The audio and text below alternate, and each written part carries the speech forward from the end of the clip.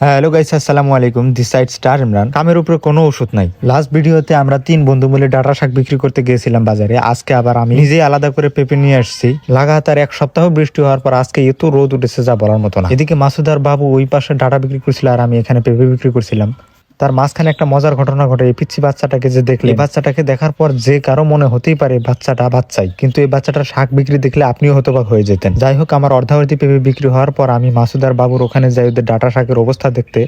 দেখতে দেখতে আধ ঘন্টার ভিতরে আমার পেঁপে এবং ওদের ডাটা শাক দুটোই বিক্রি হয়ে যায়। মাশাআল্লাহ, আমাদের 4 জনের অতি কষ্টে প্রায় 2 ঘন্টার ভিতরে আমাদের শাক আর পেঁপে বিক্রি হয়ে যায়। তারপর শুরু করি যার যার বাজার করার পালা। বাড়ির জন্য, খাবারের জন্য তো কিছু বাজার করতেই হয়। আমি আমার বাজার অনেক আগেই সেরে ফেলেছি, এখন পালা ওদের বাজার করা। ছোটবেলা যখন বাড়ি থেকে কোনো কিছু দিয়ে দিত বাজারে নিয়ে বিক্রি করতে, আমরা কখনোই যেতে যেতাম, কিন্তু এখন এমন একটা পরিস্থিতি হয়ে গেছে, কোনো একটা জিনিস হলেই বাজারে নিয়ে বিক্রি করার পর যে টাকাটা আসে সেই টাকার শান্তি আলাদা। বাজারে কোনো জিনিস বিক্রি করা কারো পেশা কারো নেশা, কিন্তু আমাদের এখানে দুটোর একটাও না, পেশাও না নেশাও না, তারপরও বাজার করি একটা আনন্দ পাওয়া যায়। আমরা এখানে 4 জনের ভিতরে 3 জনের পরিবারের কৃষক। বাবু, আমি, রিফাত 3জনই বাজার করি। আগে থেকেই বাজারে অনেক জিনিস বিক্রি করি। যাই হোক, বাজার করতে করতে আমরা 4জনই একদম থেকে যাই, এক প্রকার ক্লান্ত হয়ে যায়। তাই সিদ্ধান্ত নেই 4জন মিলে আখের রস খাওয়ার। ওদিকে রসওয়ালা মামার রস নিচড়তেছে, এর মাঝখানে আমরা দাঁড়িয়ে অপেক্ষা করছিলাম এবং দেখছিলাম তাদের এই কাণ্ডটা।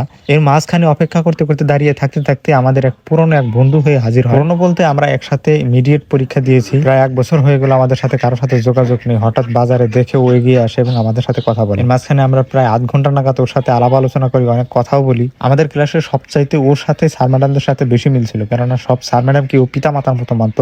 এ বলে আমরা ওকে পাগলও বলতাম, কিন্তু তাতে ওর কিছু আসে যায় না, কেননা শিক্ষক ওর কাছে বাবা মার মতোই। আর প্রত্যেকটা ছাত্রকে এরকমই হওয়া উচিত, কেননা শিক্ষক সবসময় বাবা মার স্থানেই থাকে। ওর এই ব্যবহারটা ভালো থাকলেও কিছু কিছু ম্যানারিজম ওর খুবই খারাপ ছিল। যাই হোক, সে কথা না বলি। সবাই চেষ্টা করবেন শিক্ষকদের যথাযথ সম্মান দিতে। এর মাঝখানে রস মামার রস রেডি হয়ে যায় এবং আমরা সবাই মিলে 1 গ্লাস করে রস গিলে ফেলি। রস গেলার পর বন্ধুর কাছে বিদায় নিয়ে সবাই মিলে বাড়ির দিকে রওনা দিতে যাই। সেই মুহূর্তে বাবু বলে ওঠে ওর নাকি এখনো মন ভরে নাই, আরো কিছু খেতে মন চাইছে। তাই বলে সবাই মিলে হোটেলে চলে যাই এবং মোগলাই অর্ডার দিয়ে মোগলাইয়ের জন্য সবাই মিলে অপেক্ষা করতে থাকি। অপেক্ষা করতে করতে গরম গরম মোগলাই ভেজে আমাদের সামনে রেডি হয়ে যায়। তারপর আমরা মোগলাই খাওয়ার প্রতিযোগিতা শুরু করে দিই। যাই হোক, খাবার হলো আত্মার তৃপ্তি এবং ক্ষুধা নিবারণ করার এক ধরনের দ্রব্য। পৃথিবীতে এসেছি, খাবো দাবো, ইবাদত করব, এই তো জীবন।